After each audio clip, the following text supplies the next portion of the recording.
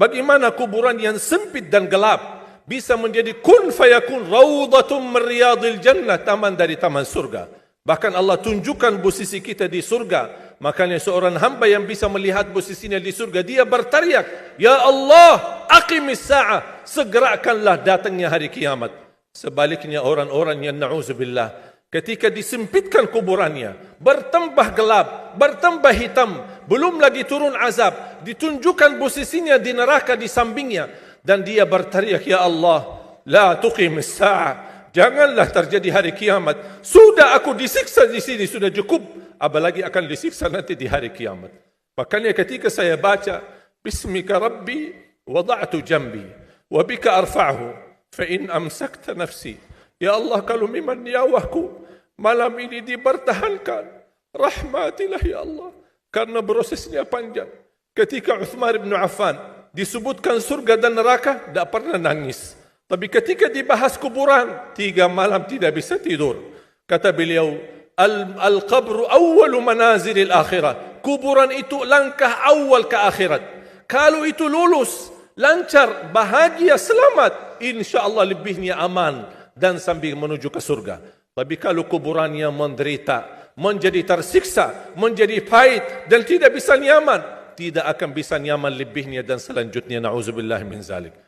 Wa in arsaltaha, ya Allah, kalau memang kami di malam ini masih ditetapkan, masih punya umur dan dilepaskan nyawa kami masih diizinkan untuk beraktivitas dan beribadah, mendekatkan diri kami kepadamu ya Allah.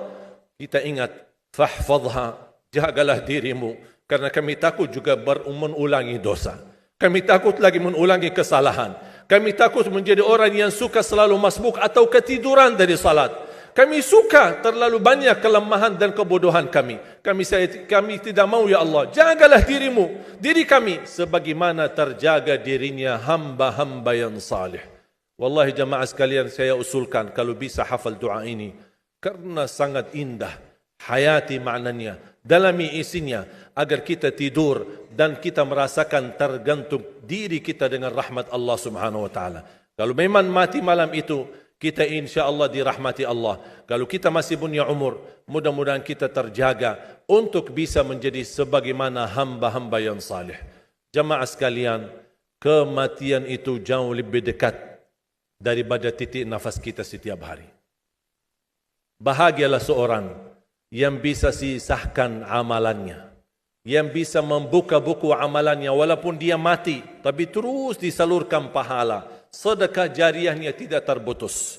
Sepengalaman saya, dan saya belajar, tidak pernah saya menemukan amalan sehebat untuk mendukung dan mewakaf Al-Quran.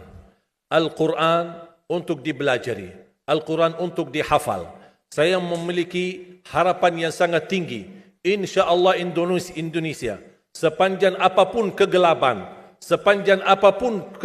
kezaliman, sepanjang apapun kehilangan keadilan, insyaAllah akan datang satu saat terbitnya matahari adil. Dan insyaAllah Indonesia akan menjadi negara Al-Quran. Saya bisa meyakinkan gitu, karena saya telah merasakan bagaimana di Turki.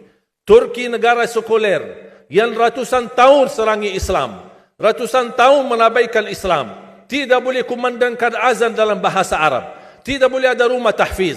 Tidak boleh ada pesantren. Tidak boleh belajar agama. Tidak diberikan anak-anak kita bisa belajar dengan sendirinya Al-Quran. Semuanya dilarang dengan keras. Bahkan terancam orang-orang yang melanggar aturan itu. Allah Subhanahu wa taala melahirkan seorang presiden yang bisa membaca Al-Quran. Coba buka di YouTube bacaan Erdogan bagaimana. Itu dilahirkan dari negara sekuler. Saya bisa meyakinkan, insya-Allah 1 juta menghafal Al-Quran. Dan Bapak Ibu mudah-mudahan masih punya umur akan mendengar pengumuman besar, imam besar salat Idul Fitri dan Idul Adha sekaligus khatib adalah Presiden Republik Indonesia menghafal Al-Quran. Itu yang saya yakini, dan saya tidak pernah merasa lelah, dan saya selalu berkata sama istri, kalau saya mati itu pun karena saya bersama Al-Quran. Wallahi jamaah sekalian, yang bersama Al-Quran tidak akan merugi. Berkah rizkinya, berkah umurnya, terjamin kebahagiaan. Allah Subhanahu wa taala hanya minta satu, berkenan bersama Al-Quran di dunia. Apa yang kita dapat? Apa yang akan dibalas? Akan Al-Quran temani kita di dunia, akan temani kita saat sakratul maut, akan temani kita di kuburan membela kita, akan menemani kita saat kita dibangkit oleh Allah, akan menemani kita saat hisab, akan menemani kita saat berjalan di atas sirat yang sangat tipis dan panjang, bahkan tajam jalanannya. Begitu sampai ke surga, apakah Al-Quran melepas? Tidak akan melepas. Al-Quran masih berkenan, padahal kita hanya cuma sekali berteman sama Al-Quran di dunia. Dia begitu luar biasa panjangnya bertemanan sama kita sampai ke surga. Bahkan akan temani kita masuk surga. Sebagaimana bersabda Rasulullah SAW, yuqalu liqari'il Quran, ahlul Quran di dunia yang kesibukannya baca, kesibukannya hafal, tidak membuangkan waktu sia-sia, selalu bersama Al-Quran. Allah suruh dia, bacalah dalam surgamu, naik derajatmu. Baca, naik lagi. Tambah lagi baca, naik lagi. Sampai di posisi mana pun anda berhenti baca, disitulah posisimu di dalam surga. Bagaimana kata Siti Aisyah di riwayat Imam Muslim, jumlah tingkatan-tingkatan dalam surga Allah sesuai jumlah ayat Al-Quran. Oleh karena itu tidak ada yang lebih tinggi di dalam surga Allah daripada Ahlul Quran. Cukuplah bahagia Ahlul Quran ketika di hari kiamat dipanggil. Semua manusia dibangkitkan oleh Allah.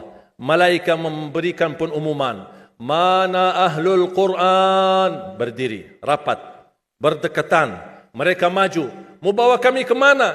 Kalian terpilih menjadi orang yang terdekat sama Allah. Karena Ahlul Quran adalah keluarga Allah subhanahu wa ta'ala. Bukan hanya kita sendiri yang mendapatkan anugerahnya dan manfaatnya.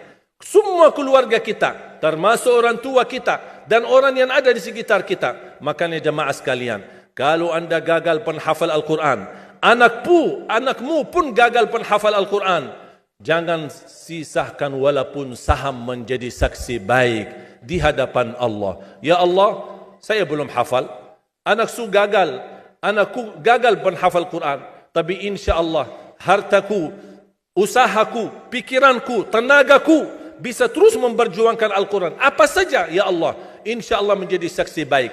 Dan nanti di hari kiamat, insya Allah kita bersama Ahlul Quran mendapatkan syafaatnya Al-Quran di hari kiamat. Kita sangat membutuhkan ayat-ayat yang dikumandangkan ketika meninggal dunia. Insya Allah setiap satu huruf akan disalurkan 10 kebaikan. Mudah-mudahan semua yang hadir diberikan kemuliaan dan keanugerah dari Allah menjadi Ahlul Quran, penghafal Al-Quran, penghayati Al-Quran, para pencinta Al-Quran, berakhlak-akhlakul Quran. Ya Allah, aku mohon atas izinmu ya Allah, kami bersama-sama bertemu di masjid ini. Berilah kepada kami kemuliaan bersama-sama bersama Ahlul Quran di dalam surgamu ya Allah, ya Dzal Jalal wal Ikram, ya Arhamar Rahimin, ya Arhamar Rahimin. Anugerahlah kepada kami anak dan keturunan penghafal Al-Quran, anak dan cucu penghafal Al-Quran yang mampu menjaga nama baik keluarga kami, yang mampu membanggakan kami di hadapanmu hari kiamat, yang mampu menghadiahkan mahkota untuk kedua orang tua kami. Birahmatika ya Arhamar Rahimin. Ya Allah, maafkan kalau kami tidak berhasil menjadi penghafal Al-Quran. Tapi ya Allah, kami kurbankan nyawa kami, harta kami, usia kami, tenaga kami, pemikiran kami, ilmu kami untuk Al-Quran, agar Indonesia ke depan menjadi negara Al-Quran, agar Indonesia menjadi contoh terbaik untuk mata dunia, agar bisa kita melahirkan. Karena saya meyakinkan ya Allah, dan kami semua meyakinkan, terjamin masa depan Indonesia baldatun tayyibatun wa rabbun ghafur kalau selalu bersama Al-Quran. اغفر لنا ولوالدينا ولجميع المسلمين والمسلمات والمؤمنين والمؤمنات الأحياء منهم والأموات. ربنا آتنا في الدنيا حسنة وفي الآخرة حسنة وقنا عذاب النار. وصلى الله على سيدنا ونبينا محمد وعلى آله وصحبه وبارك وسلم والحمد لله رب العالمين. سبحانك اللهم وبحمدك أشهد أن لا إله إلا أنت أستغفرك وأتوب إليك.